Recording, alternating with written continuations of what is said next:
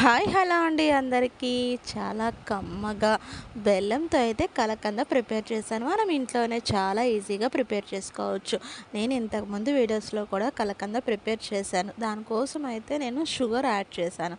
కానీ ఈసారి బెల్లంతో అయితే కలకంద మొదటిసారిగా చేస్తున్నాను.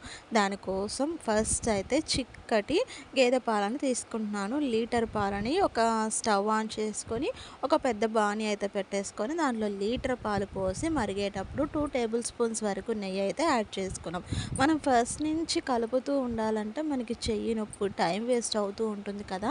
లీటర్ పాలు హాఫ్ లీటర్ అయ్యేంత వరకు ఒక 10 నిమిషాలు అలా మీడియం ఫ్లేమ్లో పెట్టి వదిలేసి మన పని మనం చూసుకొని ఆ 10 నిమిషాల తర్వాత నుంచి అయితే కలుపుతూ ఉంటే ఇలా పావు కేజీ అంతవరకు అవుతుంది. పాలు మొత్తం కోవా మొత్తం దగ్గరకొస్తది.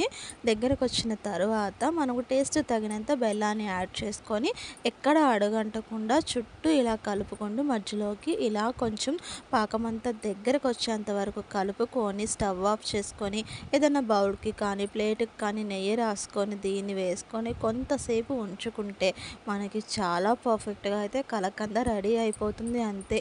ఒకసారి చూడండి. ఇప్పుడైతే కలకంద దీంట్లోకి బాక్స్లోకి స్టోర్ చేస్తున్నాను.